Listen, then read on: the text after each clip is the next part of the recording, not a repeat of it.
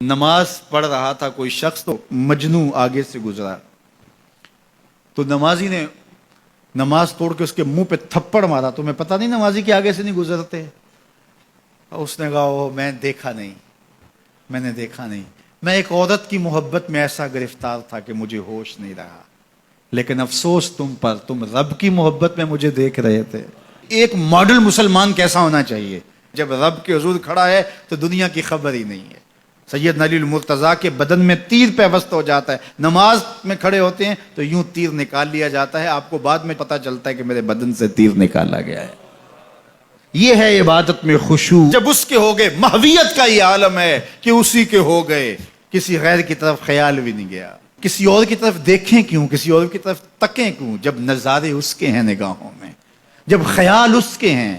نماز ہے تو محویت، اپنی عصمت کا جوہر ہے تو اس کے گرد پہرے بٹھائے ہیں۔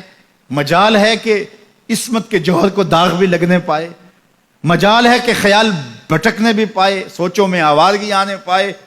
یہ خیال جب جمع ہوا ہے کہ میرا اللہ مجھے دیکھ رہا ہے، پھر بند کوٹھڑی میں بھی جرم نہیں ہوتا۔ آپ نہیں دیکھتے کہ سارے دروازے بند کر کے بت کے اوپر موٹا کھیس ڈال کے زلیخا بولتی ہے تلک یوسف آ جاؤ نا، اب تو کوئی نہیں دیکھ رہا۔ کالا معاذ اللہ، جناب یوسف کہتے ہیں میں اللہ کی پناہ میں آتا ہوں، تو اس بے نور آنکھیں رکھنے والے اس پتھر کے مادو سے بھی حیا کرتی ہے، اس سے بھی پردہ کر لیا، جس کی بے نور پتھریلی آنکھیں دیکھتی بھی نہیں ہیں، تو میں اس سے حیا نہ کروں جو ساتویں کوٹھڑی میں بھی دیکھتا ہے۔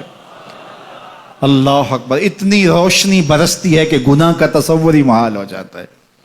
اور جناب یوسف کو پتہ ہے کہ ساتوں دروازے بند ہیں اور تالے چڑھے ہوئے ہیں، لیکن اللہ کے یقین پہ حضرت یوسف دوڑتے ہیں، اللہ تالے پگھلا دیتا ہے، دروازے کھلنے لگتے ہیں، قفل گرنے لگتے ہیں۔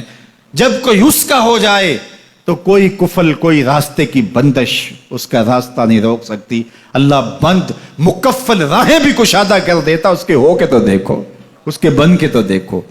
تو اس کے جب تم بنو گے تو پھر سرخروئی تمہیں ملے گی۔